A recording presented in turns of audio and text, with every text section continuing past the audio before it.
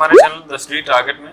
Friends, आज की इस वीडियो में आपसे बात करने वाला हूं यूनिट और मेजरमेंट्स के क्लास नंबर 2 के बारे में। पहले वाली क्लास में मैंने आपको थोड़े कॉन्सेप्ट बताए थे, उसके बाद मैंने बताया था कि मैं क्वेश्चन आप लोगों को कराता जाऊंगा, ठीक है, जिससे आपका प्रैक्टिस होता जाएगा और आराम से आप लोग इस चैप्टर में अच्छा खासा क्वेश्चन कर सकते हैं। तो यहाँ पे आप देख लीजिए, SSC, bank, railway, group D, NTPC सब में इसके क्वेश्चंस आते ही आते हैं। तो जो लोग अभी तक मेरे टेलीग्राम ग्रुप और इंस्टाग्राम पे मुझे फॉलो नहीं किए उसको कर लीजिए। मैं यहाँ पे इसके टोटल 100 क्वेश्चन कराने वाला हूँ जो हर एक एग्जाम के लिए बहुत ज़्यादा इंपॉर्टेंट है, ठीक है। तो चलिए स्टार्ट करते हैं पहला क्वेश्चन। तो देखिए, सबसे पहला क्वेश्चन आपके पास है कि शक्ति का मात्रक क्या होता है ना। तो अगर शक्ति के मात्रक की अगर आप बात करेंगे यहाँ पे तो क्या हो जाएगा, देखिए बार आपका दाब का मात्रक हो जाता है ना। तो शक्ति के मात्रक क्या हो जाएगा, यहाँ पे वाट आपका हो जाएगा शक्ति का मात्रक, क्योंकि आपको पता है कि पावर इक्वल टू क्या होता है, वर्क अपॉन टाइम। वर्क का मात्रक होता है जूल, है ना, कार्य का मात्रक क्या होता है जूल, और टाइम का मात्रक क्या हो जाता है सेकेंड। तो जूल पर सेकेंड, और जूल पर सेकेंड को ही क्या बोलते हैं, वाट बोलते हैं। तो ऑप्शन नंबर ए इसका सही आंसर हो जाएगा, ठीक है। चलिए ठीक है, आगे बढ़ते हैं। यानी आप कह सकते हैं कि 1 वाट जो है 1 जूल पर सेकेंड के बराबर होता है, ठीक है। नेक्स्ट देखिए अगला क्वेश्चन। अगले क्वेश्चन में कह रहा है कि सुमेलित करें, है ना, मतलब मिलान करें। तो आपको इसमें मिलान करना है। तो एक चीज़ यहाँ पे ध्यान देना है कि कौन सा ऑप्शन किसका सही है। बस आपको अगर एक भी अगर इसमें से याद है तो आप कर सकते हैं, क्योंकि यहाँ पे देख लीजिए जो भी ऑप्शन यहाँ पे दिए गए, पहले का ए दिया गया इसमें, पहले का डी, पहले का बी और पहले का सी, इस तरह से ऑप्शन दिए गए हैं। तो अगर एक भी अगर आपने सही कर लिया तो आपको आंसर मिल जाएगा, ठीक है। तो जैसे मान लीजिए कि बार का लगभग सबको याद रहता है, अगर बार वाले का देखें तो बार का सबको याद रहता है। तो बार का जो होता है दाब होता है, ठीक है। तो बार के लिए कौन सा होता है, दाब होता है। तो चौथे का डी होना चाहिए। तो किस ऑप्शन में सही है, देखिए चौथे का डी पहले में भी सही है, सी में भी सही है और डी में भी सही है। तो बी वाला तो गलत हो गया क्योंकि चौथे का सी बता रहे हैं। उसके बाद जब आपको ये चीज़ याद हो जाएगी तो तीसरा वाला अगर आप यहाँ पे देखिए तो तीसरे वाले में अगर आप ध्यान दीजिए तो कौन सा ऑप्शन जा रहा है, रिएक्टर, है ना। तो रिएक्टर की बात करें तो रिएक्टर जो होता है वो भूकंप की तीव्रता नापने के लिए यूज किया जाता है, ठीक है। भूकंप की तीव्रता के लिए यूज क्या करते हैं, रिएक्टर को करते हैं। और आपको पता है बाइट किस में इस्तेमाल होता है, कंप्यूटर में इस्तेमाल होता है। बाइट क्या होता है, कंप्यूटर के लिए इस्तेमाल होता है। तो दूसरे का सी होना चाहिए।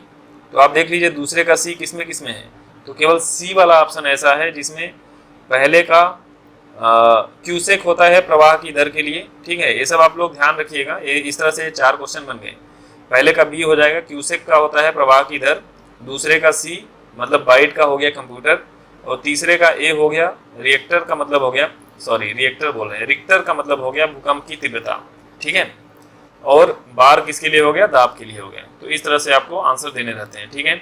चलिए आगे बढ़ते हैं। अगला क्वेश्चन, अगला क्वेश्चन देखिए है एम्पियर किसकी इकाई है। तो आपको पता है एम्पियर किसकी इकाई है, एम्पियर किसकी इकाई है भाई, बताइए जल्दी से। एम्पियर किसकी इकाई हो जाएगी, एम्पियर हो जाएगी, देखिए दाब मापने की इकाई है नहीं, जल धारा के लिए भी नहीं है, भूकंप धारा के लिए भी नहीं, किसके लिए है, विद्युत धारा के लिए। तो एम्पियर है विद्युत धारा की इकाई, ठीक है। आगे बढ़ते हैं। अगला क्वेश्चन देखिए, कह रहा है क्वेश्चन नंबर 4। इसमें क्या कह रहा है कि नौ संचालन में प्रयुक्त दूरी की इकाई को क्या कहते हैं। नौ संचालन में प्रयुक्त दूरी की इकाई को क्या बोलते हैं। तो देखिए डेसीबेल तो बोलते नहीं है, एंगस्ट्राम भी नहीं बोलते हैं, कैलोरी भी नहीं बोलते हैं, क्योंकि यहाँ पे दूरी की इकाई के लिए बोला है। और नौ संचालन के लिए तो 9 से आप याद रखिएगा नॉटिकल मील, ठीक है। मील देखिए दूरी के लिए इस्तेमाल होता है, 9 से याद रखिएगा नॉटिकल मील। तो ऑप्शन नंबर डी इसका सही आंसर हो जाएगा, ठीक है। चलिए आगे बढ़ते हैं। अगला क्वेश्चन, अगला क्वेश्चन आपके सामने है। इसमें बोला है कि 1 माइक्रोन कितने के बराबर होता है। तो 1 माइक्रोन किसके बराबर होता है ये आपको बताना है। तो अगर 1 माइक्रोन की बात करें, है ना, तो 1 माइक्रोन होता है 10⁻⁻6 मीटर, सही है ना। तो अब इसमें मिलीमीटर में आंसर दिया हुआ, तो इसको ध्यान दीजिएगा। मीटर को जब आप मिलीमीटर बनाते हैं तो क्या बनता है, 10⁻⁻6 है तो इसको आप 1/10⁻6 लिख सकते हैं। और 1 मीटर में होता है 1000 मिलीमीटर। तो ये हो गया 1000 का मतलब 10⁻3, ये अब आ गया मिलीमीटर में, ठीक है। तो अब यहाँ पे क्या होगा कि 3 जीरो से 3 जीरो कट जाएगा, यानी नीचे क्या बचेगा, 1/30 बचेगा, यानी 1/1000 मिलीमीटर। तो ऑप्शन नंबर सी आपका सही आंसर हो जाएगा, ठीक है। तो इस तरह से आपको ध्यान रखना है इसका। चलिए आगे बढ़ते हैं।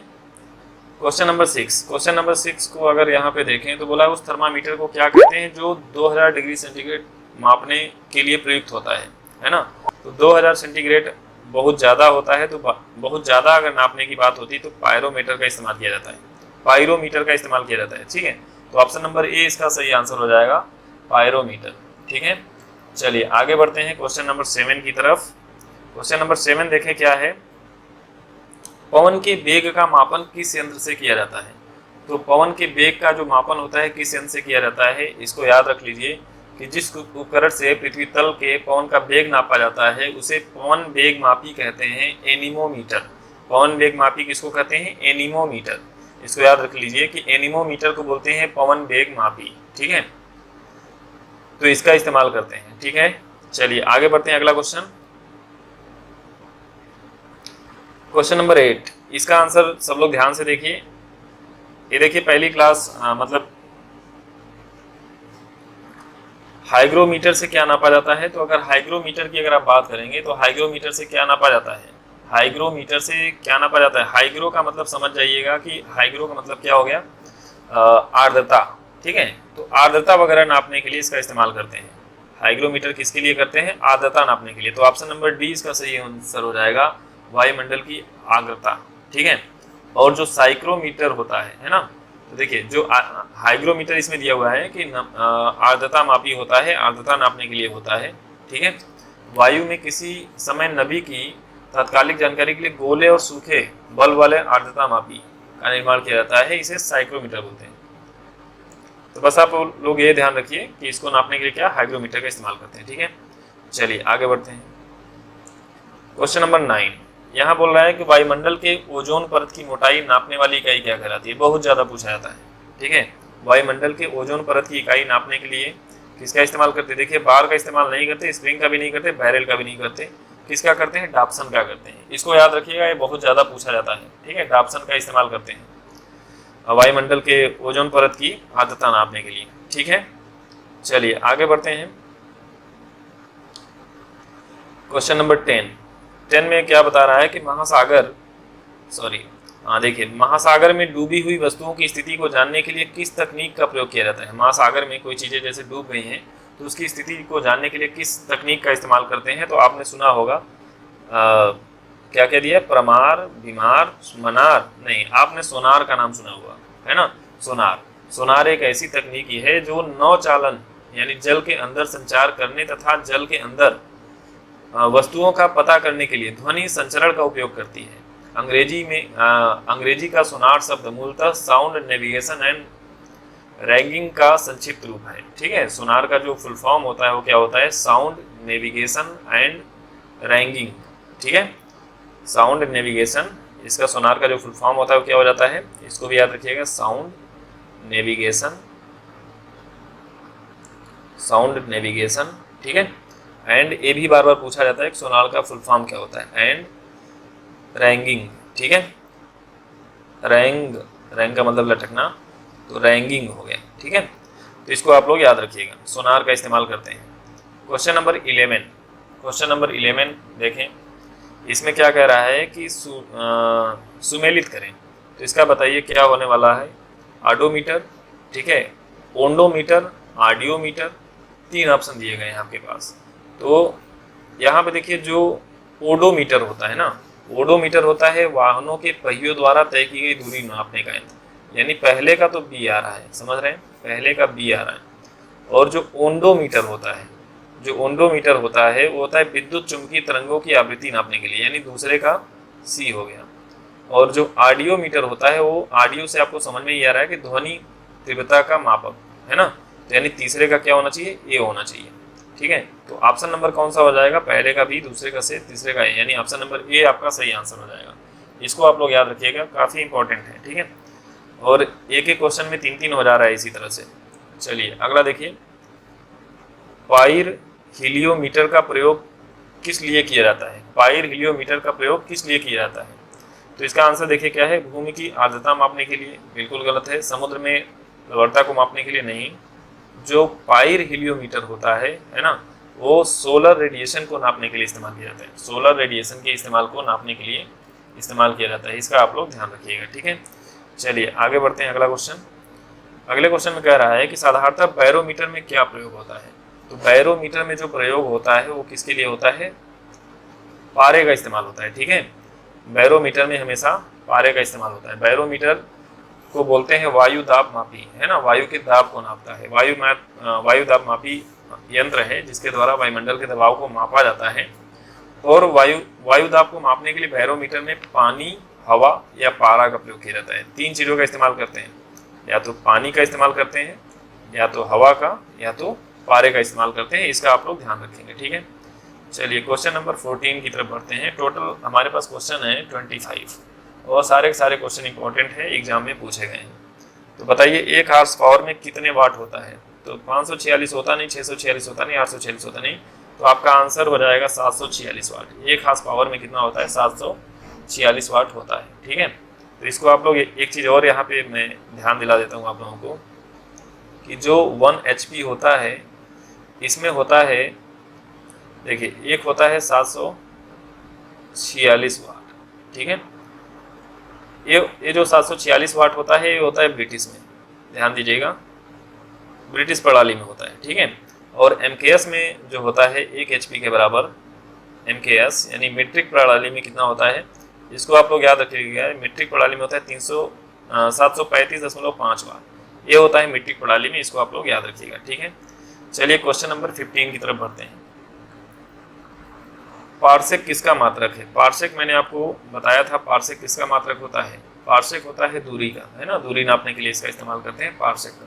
ठीक है, चलिए आगे बढ़ते हैं। अगला क्वेश्चन मैंने आपको बताया हुआ था इसलिए इसको ज़्यादा डिस्क्राइब नहीं करेंगे। क्वेश्चन नंबर 16 की बात करें तो हृदय की गति सुनने के लिए किस यंत्र का प्रयोग किया जाता है। तो हृदय की गति अगर आपको सुननी होती है तो आप किस यंत्र का इस्तेमाल करेंगे, स्टेथोस्कोप, है ना, स्टेथोस्कोप, इसका इस्तेमाल करते हैं हृदय की गति नापने के लिए। ये आप लोग याद रखिएगा, हृदय की गति के लिए किसका इस्तेमाल करते हैं, स्टेथोस्कोप, है ना। चलिए क्वेश्चन नंबर 17 की बात करें तो 17 में पूछा जा रहा है आपसे रक्तचाप या रक्तदाब मापने के लिए कौन से यंत्र का इस्तेमाल करते हैं।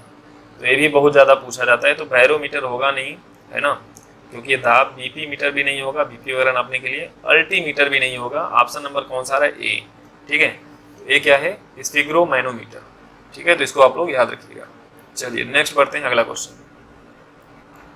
तेल का एक बैरल लगभग कितने लीटर के बराबर होता है। ये भी आपको बताया गया है कि जो तेल का एक बैरल होता है 159 लीटर के बराबर होता है। तेल का जो एक बैरल होता है कितने लीटर के बराबर होता है, 159 लीटर के बराबर होता है। ठीक है, ये आपको ध्यान रखना है।